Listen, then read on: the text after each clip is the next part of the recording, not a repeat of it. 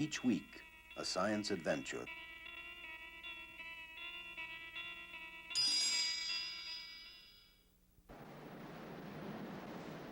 This is Stockholm, the crucial link in a frightening story.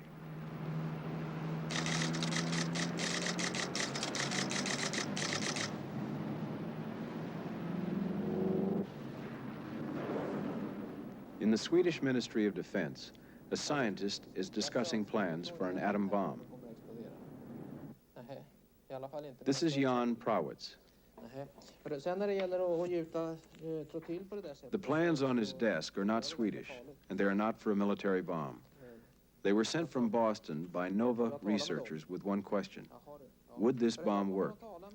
If the answer was yes, it would mean that many people could make an atom bomb, because the design uses plutonium that could be stolen in any of the 25 countries now developing nuclear power. And it was thought up by a student. Hey, Gary. 5 weeks before, Nova had asked this 20-year-old chemistry student at a famous university in Boston to attempt the design. Okay, that's great.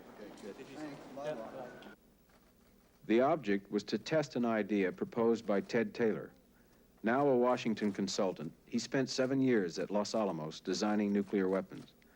These bombs, works of genius according to colleagues, still wait in military stockpiles. Taylor now recalls the official Pentagon attitude towards unofficial atom bombs 10 years ago. Looking at what people were saying about the chances that another group of people might go nuclear, they were always thinking in terms of something like a dozen countries. And I asked myself, why does one always speak of a highly industrialized country? Is it really all that difficult, given somehow, let's say, some stolen plutonium or highly enriched uranium? Steal the material, make an atom bomb, and you'd have a blackmail weapon no government could afford to ignore.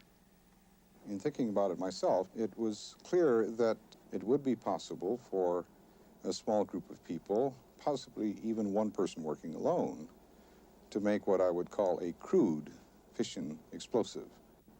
But even in private, nobody seemed to be taking Ted Taylor seriously. So he started publishing his ideas. And along with the ideas had to go descriptions of how it would be possible. In Ted Taylor's books, he cites a lot of different source materials and reference books that would be helpful in a person designing a bomb. Now, a lot of these references I ended up using, and they were helpful to me both for specific technical information and for a sort of general background. It wasn't indispensable that I had his book. I could have done without it, I'm sure, but he saved me some time. It was all gathered together essentially in one source, so it was a time-saving device. This is not some secret government project that's going to last for a few years. It's going off in some corner somewhere. We're talking about what many people believe is likely to be the main source of power worldwide within something like 30 years. The public, I think, has the right to know what the risks are.